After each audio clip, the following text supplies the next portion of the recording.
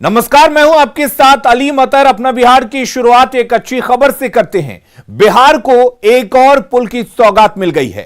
पटना को आरा से जोड़ने वाला नया कोइलवर पुल आज से शुरू हो गया।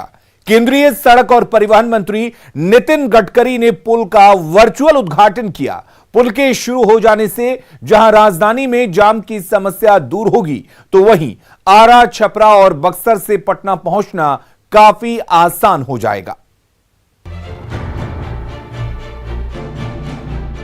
राजधानी पटना, आरा और आसपास के जिलों के लोगों को अब जाम की समस्या से दो चार नहीं होना पड़ेगा, क्योंकि अब सोन नदी पर बना नया कोइलवर पुल खुल गया है। केंद्रीय सड़क और परिवहन मंत्री नितिन गडकरी ने इस पुल का वर्चुअल उद्घाटन किया।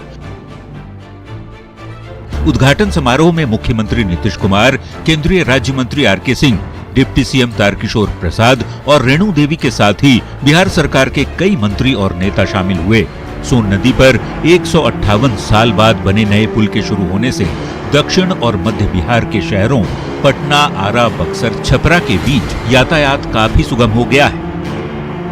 ब्रिज को लेकर बाकी का जो अधूरा काम है वो पूरा करने के बारे में आज ही मैंने कल उसका पूरा डिटेल में रिव्यू लिया है और मुझे लगता है कि ये 2021 के पहले उन्होंने कहा है, पर उसके ही पहले हम इसको निश्चित रूप से पूरा करेंगे।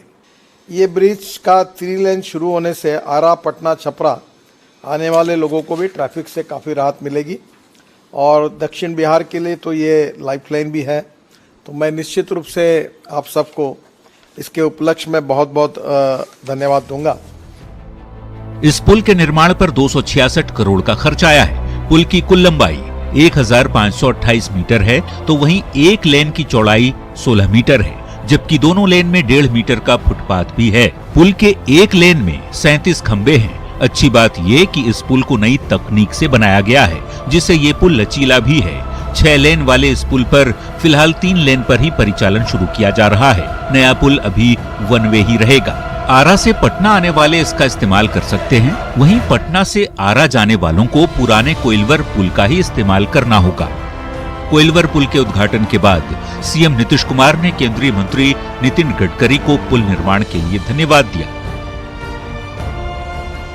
माननीय नितिन गडकरी जी को मैं विशेष तौर पर धन्यवाद देता हूं, पर मैं आपको बता देना चाहता हूं कि इतना उपयोगी है कि हम खुद ही कई बार जाकर के इसको हम देखते रहे। जो पुल का निर्माण हो रहा था, हम उसको जा करके पिछले वर्ष भी 2 बार हम जाकर वहां देखे कि जो निर्माण कार्य हो रहा है। हम लोगों को यही था कि जल्दी से जल्दी हो। जाहिर तौर पर इस पुल के बनने से पटना और आसपास के लोगों को जाम से मुक्ति मिलेगी। भोजपुर और आसपास के जिलों में सफर आसान होगा। वहीं जब दोनों लेन यानी 6 लेन तैयार हो जाएगा, तो कई और सड़कों से जुड़ना भी आसान हो जाएगा। पटना से न्यूज़ 18 के लिए आनंद अमृतराज के साथ ब्यूरो रिपोर्ट। तो सोन नदी पर बने नए कोइलवर पुल के शुरू होने से जहां आम जनता में खुशी है, तो वहीं जनप्रतिनिधि भी बेहद उत्साहित नजर आ रहे हैं। हमारे संवाददाता आनंद अमृतराज ने आम लोगों के साथ साथ नेताओं से भी बात की, तो सभी का उत्साह चरम पर दिखा। देखिए ये रिपोर्ट। लगनों में तो दूल्हा इस पर रहता था, दुल्हन उस पर रहती थी। अच्छा, ये स्थिति भी थी? हाँ, ये स्थिति थी। इस बार इंतजार करता था, दुल्हन इस बार इंतजार करती थी कब बारात लगेगा, कब इसी में लगन मुहूर्त निकल जाता था। बिना लगन मुहूर्त भोज खाने वालों का भोज भी छूट जाता था। भोज भी छूट जाता था। तो देखिए, दूल्हा दुल्हन भी फंसते थे, भोज भी छूटता था। लेकिन आज इनके चेहरों की खुशी देखकर आप समझ सकते हैं कि इनके चेहरे पर वो खुशी साफ साफ बताती है कि इस पुल का निर्माण होना कितना जरूरी है। तो कुछ ऐसी खुशी है कोइलवर पुल के समानांतर सोन नदी पर नए ब्रिज के उद्घाटन के बाद। वो भी क्यों ना, लंबे जाम में फंसे रहना लोगों की नियति जो बन गई थी, लेकिन अब ऐसा नहीं होगा। नए पुल के उद्घाटन के साथ ही स्थानीय लोगों में काफी उत्साह देखा जा रहा है और पुल पर गाड़ियां फर्राटे भी भर रही है। काफ़ी मुश्किलों का सामना करना पड़ता था ना, क्योंकि हमेशा जाम वगैरह लग जाता था। तो अब ये जो पुल बन गया है तो इससे जाम वगैरह क्लियर हो जाएगा और आने जाने में बहुत सुविधा होगी, सबको बहुत अच्छा लगेगा। तो पुल के शुरू होने की खुशी ऐसी कि सर्द मौसम में लोग पुल पर पहुंचकर धूप सेकते दिखे। सालों की मुराद पूरी जो हुई है। अब जरा ये भी जान लीजिए कि नए पुल के शुरू होने से आरा से पटना जाना कितना आसान हो गया है। इसके निर्माण के बाद दक्षिण और मध्य बिहार के जो शहर हैं, पटना, आरा, बक्सर, छपरा, ऐसे इलाके, वो एक दूसरे से कनेक्ट हो जाएंगे और स्वर्णिम चतुर्भुज और पूर्वांचल एक्सप्रेसवे के रास्ते राज्य का देश के अन्य हिस्सों से भी सीधा जुड़ा होगा। तो यानी कि बेहद महत्वपूर्ण ये रास्ता है। इस ब्रिज का महत्व आप इसी से समझ सकते हैं कि इस ब्रिज के निर्माण के बाद कई सारे रास्ते खुलेंगे। न सिर्फ आने जाने का राह सुगम होगा, बल्कि रोजगार के नए अवसर भी मिलेंगे। तो इस वक्त हम आपको जो तस्वीर दिखा रहे हैं कोइलवर पुल पर बने नए ब्रिज का, और लगभग 4 से 5 मिनट लगता है, आप अगर आसानी से भी, अगर 40 की स्पीड से भी आए तो इस पुल को पार करने में। तो इस वक्त जो हमको तस्वीर दिखा रहे हैं और हम ब्रिज के दूसरी तरफ पहुंच गए हैं। तो वहीं पुल के शुरू होने से जनप्रतिनिधि भी खुश हैं। आरा के सांसद और केंद्रीय राज्य मंत्री आर.के. सिंह बेहद उत्साहित दिखे, तो केंद्रीय मंत्री अश्विनी चौबे ने आने वाले समय में राम जानकी पथ के निर्माण का दावा भी किया। जबकि हम आए पर्चा भरने, तब हमने कहा कि नहीं साहब, कोइलवर पर और पुल बनना चाहिए, अब बनवाएंगे। तो कोई विश्वास नहीं करता था कि पुल बनेगा, और पुलवा बनी देखिए बन गया, पूरा 6 लेन बनेगा।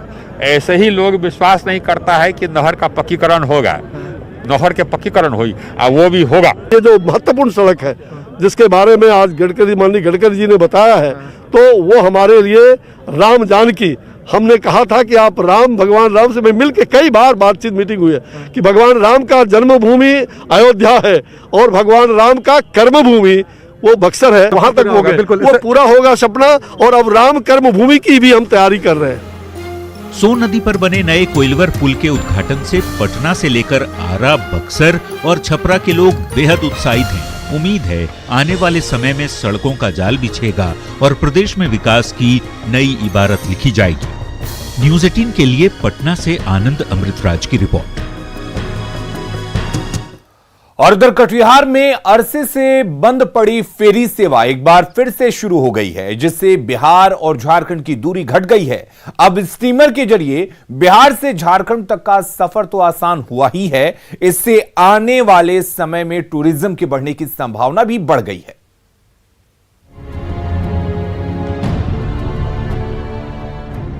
फूल माला से सजा ये स्टीमर कटिहार के मनिहारी में अरसे बाद नजर आया है, क्योंकि फेरी सेवा अब यहां फिर से शुरू हो गई है। बिहार झारखंड के बीच कटिहार का मनिहारी इलाका गंगा नदी के किनारे बसा है। ऐसे में फेरी सेवा के शुरू होने से स्थानीय लोगों के साथ ही नाव के व्यवसाय से जुड़े लोगों को रोजगार का जरिया भी मिल गया है।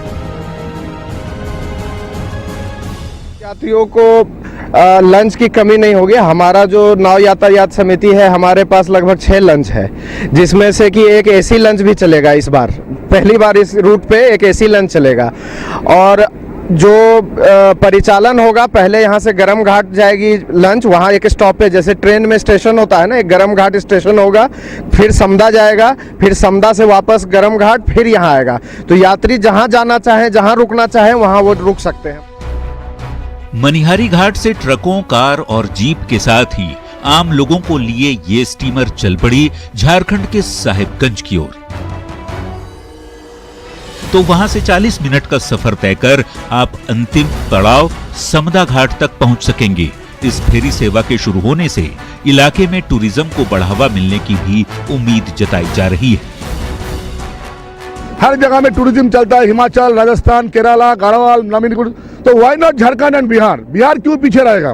बिहार में भी आदमी आके 6-7 दिन रुकेगा, तो यहाँ का जितना जनसंख्या में इसका फैलेगा, लाखों करोड़ों आदमी यहाँ घूमने आएंगे। तो कटिहार और साहिबगंज के बीच गंगा नदी पर शुरू हुई इस फेरी सेवा ने बिहार और झारखंड के बीच की दूरी चंद मिनटों में तो समेट ही दी है, साथ ही दोनों राज्यों के बीच परिवहन और व्यापार को भी आसान बना दिया है। सुब्रत गुहा, न्यूज़ 18 कटिहार। बात अब दरभंगा लूटकांड की, जिसके 24 घंटे बीत जाने के बाद भी पुलिस के हाथ खाली हैं। हालांकि पुलिस कुछ क्लू मिलने की बात तो कह रही है, लेकिन अब तक अपराधी पुलिस की गिरफ्त से बाहर हैं।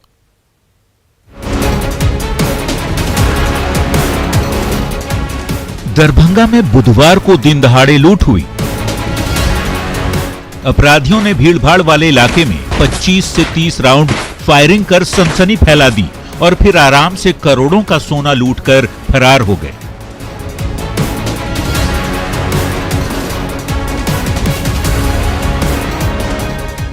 खुद देख लीजिए ये अपराधी कितने बेखौफ हैं। खुलेआम हथियार लहराते हुए जा रहे हैं। कईयों के चेहरे पर मास्क तक नहीं। घटना के 2-4 घंटे बाद ही अपराधियों के चेहरे बेनकाब हो गए, लेकिन 24 घंटे बाद भी पुलिस के हाथ खाली। यही वो दुकान है अलंकार जो लाट मार्केट में है, बड़ा बाजार में, जहां पर लूट की बड़ी घटना को अंजाम दिया गया था। और घटना के बाद से आप देख रहे होंगे पूरे परिसर को बंद किया हुआ है अभी भी।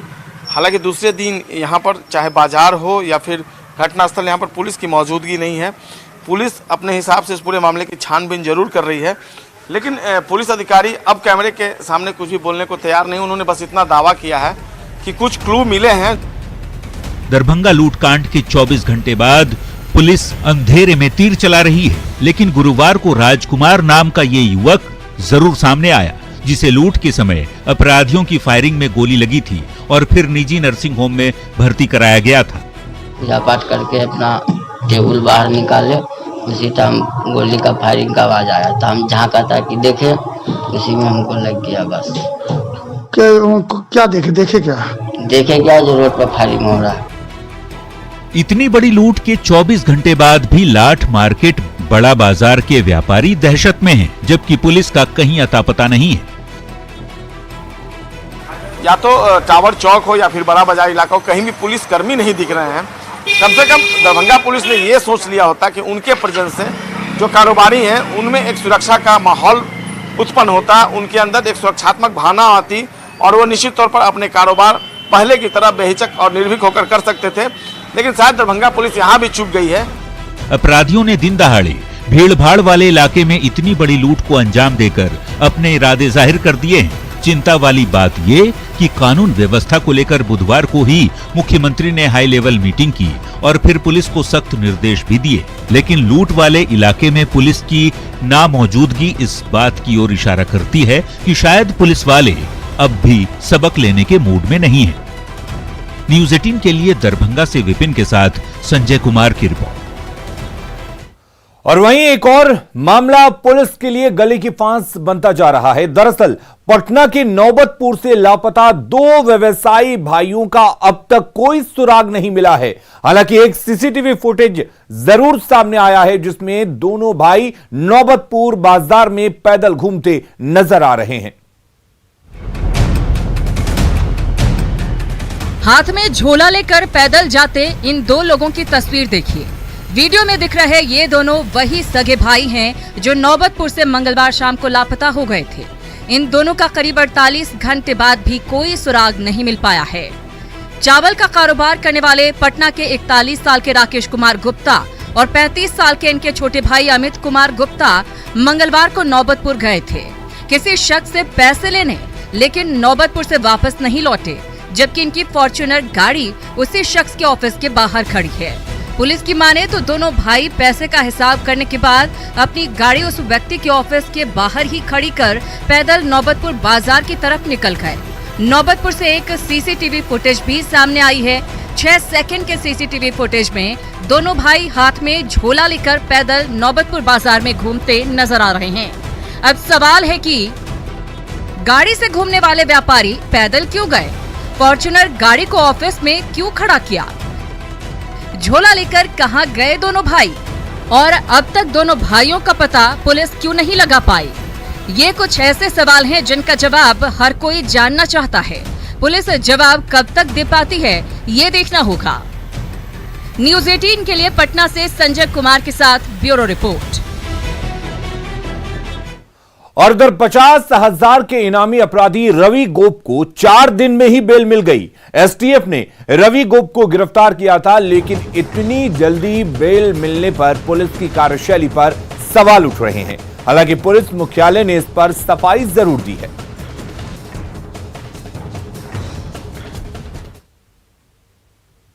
वांटेड अपराधी हैं जिन पर कई मामले चल रहे हैं वो बेल पर छूट जाते हैं। जैसे कि अभी रवि गोप का मामला है जिसे पुलिस ने गिरफ्तार किया था और 2 से 3 दिनों में बेल के साथ वो छूट गए, जबकि उस पर कई आरोप हैं। इनाम भी 50,000 का इनाम भी उन पर था। तो कैसे हो जाता है सर?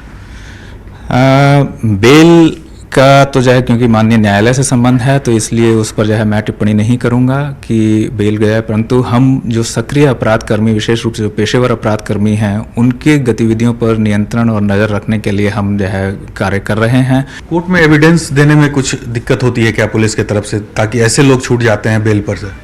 नहीं, ऐसा नहीं है। जो है प्रोसिक्यूशन को हम कैसे और दुरुस्त कर सकें इस पर भी जो है कल निर्देश दिए गए हैं, उस पर भी जो है क्रियान्वयन किया जाएगा। और वहीं पुलिस गश्ती पर एडीजी ने कहा कि सभी लोगों को रात में गश्ती बढ़ाने का निर्देश दिया गया है और लापरवाही बरतने वालों पर कार्रवाई की जाएगी। न्यूज़ 18 ने कल सभी इलाकों में पटना में घूमकर उन्होंने देखा था, गश्ती दल कहीं नहीं दिखा था। ये एक बड़ा लैप्स है क्योंकि क्राइम जिस तरह से बढ़ा हुआ और उसके बाद गश्ती दल गायब रह रहे हैं मुख्य चौराहों से, तो ये इस पर क्या मुख्यालय कुछ कदम उठा रहा है? गश्ती रात्रि, विशेष रूप से रात्रि गश्ती के अनुश्रवण के लिए ही है हमने सभी वाहनों में जीपीएस से लैस किया है सभी गश्ती वाहनों को, तो और उनका नियंत्रण कक्ष प्रत्येक पुलिस अधीक्षक के कार्यालय में कार्यरत है।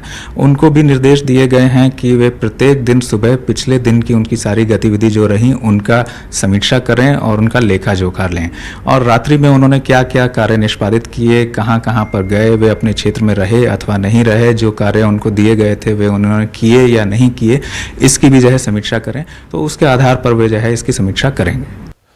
रुख बिहार के सियासत से जुड़ी खबर का करते हैं। नीतीश कुमार के पुराने सहयोगी धीरे धीरे नजदीक आने की कोशिश करने लगे हैं। पूर्व मंत्री नरेंद्र सिंह ने साफ इशारा किया है कि नवनिर्माण मंच के लोग भी नीतीश के साथ आ सकते हैं। नरेंद्र सिंह के बेटे और निर्दलीय विधायक सुमित सिंह पहले से ही नीतीश सरकार को समर्थन कर रहे हैं। मंच में पूर्व मंत्री रेणु कुशवाहा, पूर्व सांसद अरुण कुमार सहित कई और नेता हैं। अभी मुलाकात कोई राजनीतिक नहीं हुई और राजनीति में कब किसके साथ कहां हुआ जा सकता है ये कोई आश्चर्य की बात नहीं है। राजनीति तो संभावनाओं का खेल है, संभावनाएं कुछ भी हो सकती हैं, एक साथ हो सकते हैं, अलग अलग रह सकते हैं, लेकिन फिलवक्त जो हमारी उनकी वार्ता हुई है कोई राजनीतिक वार्ता नहीं हुई है, कोई राजनीतिक सौदेबाजी की बात नहीं हुई है। चलिए मानिए सर, लेकिन जो आपके पुत्र हैं सुमित कुमार जो चकाई से निर्दलीय विधायक जीते हैं, उन्होंने समर्थन भी दिया है, तो उसके बाद माना जा रहा है कि परिस्थिति अब तेजी से बदल रही है। अभी जरूरत थी कि इनको सरकार इनकी चलनी चाहिए थी नीतीश कुमार के नेतृत्व में, और उसने उचित समझा सुमित ने और वो उनका समर्थन किया है। मेरा भी नैतिक समर्थन इनके साथ है कि सरकार ठीक ठाक से चले। कोरोना की वजह से मंदी झेल रहे दुकानदारों को शादी ब्याह के मौसम में राहत मिली है। कपड़ों के बाजार में तेजी आई है और बाजार गुलजार दिख रहा है। खासकर लहंगों की मांग बढ़ी है। बाजार में कैसी रौनक है, बता रही हैं हमारी सहयोगी नैन्सी। शादी सीजन चल रहा है और कोरोना काल में जो मंदी आई थी उसके बाद अभी जो शादी सीजन है उसमें व्यापार में तेज़ी आई है और जो बाज़ार एक बार फिर से अपनी रफ्तार पकड़ ली है और बाज़ार खरीदारों से भर गया है। आप देखेंगे किस तरीके से जो खरीदार है वो बाज़ार में आ तो रहे हैं और किस तरीके से जो शादियों के लिए जो शॉपिंग होती है, लहंगा हो गया, कई तरीके के सामान हो गए, वो उसकी यहाँ पे अब अच्छी खासी बिक्री अब यहाँ पे होनी शुरू हो गई है। तो जो बाज़ार है वो गुलजार है। बाज़ार में जो ग्राहक है वो अब आना शुरू कर दिए हैं क्योंकि ये जो शादी सीजन है ये इस साल का सबसे अंतिम दौर चल रहा है और इस जो कोरोना काल में जिनकी शादियाँ नहीं हो पाई थी वो भी अभी इस वक्त हो रही। तो कहा जा सकता है कि कई हद तक कि इस वक्त जो है शादियाँ कई गुना ज़्यादा हो रही है। तो जो खरीदार है उसमें काफ़ी ज़्यादा तेजी आई है। ये खरीदारी बढ़ी है क्या, मतलब ग्राहकों की संख्या बढ़ी है क्या इस शादी सीजन? बढ़ी है। चलिए, अच्छा, दुल्हन को लहंगा में किस टाइप का डिज़ाइन ज़्यादा पसंद आ रहा है, क्या पसंद आ रहा है उनको ज़्यादा? ज़्यादातर ब्राइडल टोन पे है, उस टाइप का है, दिखा दे रहा हूँ आपको जी। तो इस टाइप का जो डिज़ाइन रखा वो ज़्यादा पसंद? हाँ जी, इस टाइप से का डिजाइन हो और बहुत तरह की डिजाइन आती है, उस तरह का डिजाइन। क्या रेंज रखा है आपने? देखिए हमारे पास दुल्हन का है 5,000 से स्टार्टिंग है जी, ब्राइडल 5 से 50,000 तक है। जो शादी सीजन है उससे जो व्यापार है एक बार फिर से तेजी आ गई है इसमें और कई हद तक की शादियाँ जिस तरीके से हो रही है उससे कहीं ना कहीं व्यापार बढ़ा भी है। कैमरामैन राहुल के साथ नैन्सी, न्यूज़ 18 पटना। और अपना बिहार के इस बुलेटिन में फिलहाल के लिए इतना ही। आगे देखेंगे झारखंड की खबरें। जोहार झारखंड।